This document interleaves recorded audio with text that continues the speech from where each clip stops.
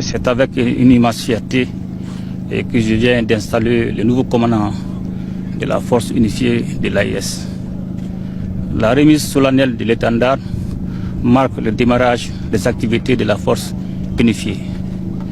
À cette occasion, je voudrais d'abord féliciter et saluer le courage, le professionnalisme, l'engagement et surtout la détermination des ministres de la Défense, des chefs d'état-major généraux et surtout l'ensemble des forces de défense et de sécurité de l'espace AES pour tous les résultats engagés dans le cadre de la lutte implacable contre les groupes armés terroristes. Et depuis la déclaration de Niamey le 6 juillet 2024, nos forces armées de défense et de sécurité ont engagé des opérations conjointes dont les récentes sont l'opération Iroko 1 et Iroko 2 qui ont permis la neutralisation de plusieurs chefs terroristes et la destruction de plusieurs sanctuaires.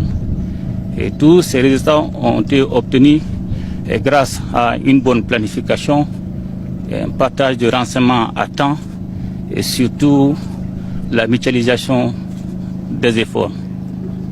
Aujourd'hui, avec l'installation du nouveau commandant de la force unifiée et la mise en place du poste de commandement conjoint à Niamey et la désignation des bataillons dédiés à la force unifiée, il revient désormais au nouveau commandant non seulement d'anticiper sur le nouveau mode opératoire des groupes armés terroristes et surtout de continuer de prendre le relais et continuer ce combat pour la sécurisation de l'espace du Sahel.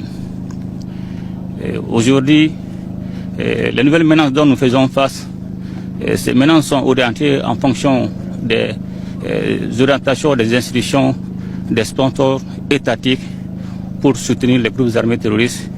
Et actuellement, nos armées font face à trois types de menaces dans le cadre de la lutte contre les groupes armés terroristes. La menace terroriste armée, la menace terroriste économique, la menace terroriste médiatique. Et Dieu merci, aujourd'hui, l'AES, la Confédération a pris des dispositions pour contrer ces différentes menaces, non seulement avec la mise en place de cette force unifiée qui va prendre le relais, et aussi la création de la télé AES et tous ces mécanismes, la télé AES, la radio AES, la presse écrite AES. Ce dispositif va nous permettre de contrer toutes ces menaces. Donc je voudrais encore souhaiter bonne chance au nouveau commandant de la force.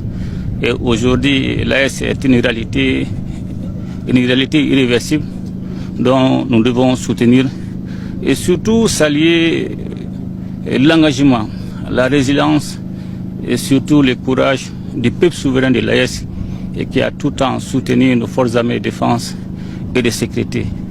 Et je ne saurais terminer sans pourtant m'incliner devant la mémoire de nos disparus, civils et militaires sur le chat des opérations. Aussi souhaiter prompt rétablissement aux blessés. Comme nous avons dit, nos destins sont liés, un seul espace, un seul peuple, un seul destin. Et bon courage et bon sens à la nouvelle force unifiée.